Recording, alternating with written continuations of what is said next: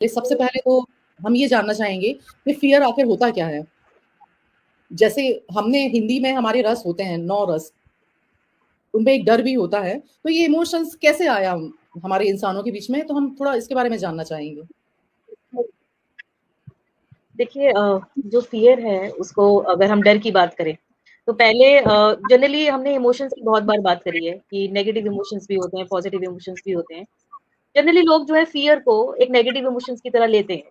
लेकिन अगर देखा जाए तो ये जो इमोशन है ये हमारी बॉडी के अंदर एक नेचुरल सर्वाइवल इमोशन है। यानी कि डेंजर आने से पहले, कोई भी खतरा आने से पहले ये हमें इंडिकेट करता है। जैसे ही हमें कोई खतरे का आभास होता है, तो हमारे ब्रेन में एक एरिया है जिसे हम कह सकते हैं, बहुत ईज़ी भाषा में बताऊँगी कि एमिगडाला करके एक जगह होती है, जो एक्टिवेट हो जाती है। और वहाँ पे 2 रिस्पॉन्सेज़ क्रिएट होते हैं, एक होता है फ्लाइट मोड और एक होता है फाइट मोड। यानी कि या तो उस सिचुएशन को फेस किया जाए, उससे फाइट की जाए या फिर उस सिचुएशन को अवॉइड किया जाए, यानी कि वहाँ से किनारा कर लिया जाए। तो ये 2 सिचुएशन क्रिएट होती है। तो डेंजर जैसे आता है, तो वो इसी तरीके से वहाँ पे एक्टिवेट होता है। ये फिज़िकल डेंजर के लिए तो ये बात सही है। अब चैलेंज कहाँ पर आता है जब ये फिजियोलॉजिकल लेवल पे आ जाता है, यानी कि फिजियोलॉजिकल से ऊपर उठकर साइकोलॉजिकल लेवल पे आ जाता है, यानी कि मन के खतरे जो हैं, it's all in the mind.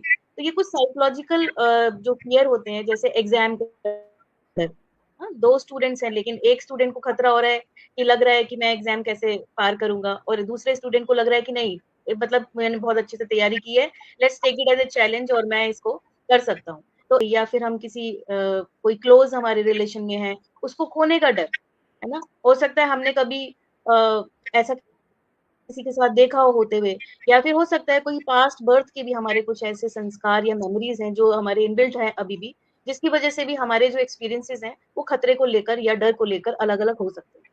तो ये एक अंडरस्टैंडिंग है कि वास्तव में जो ये फ़ियर एक इमोशन है, ये हमारा दुश्मन नहीं है। ये हमें अलर्ट करता है कि आने वाले खतरे के लिए हम कैसे तैयार हों, अपने आप को कैसे रेडी करें।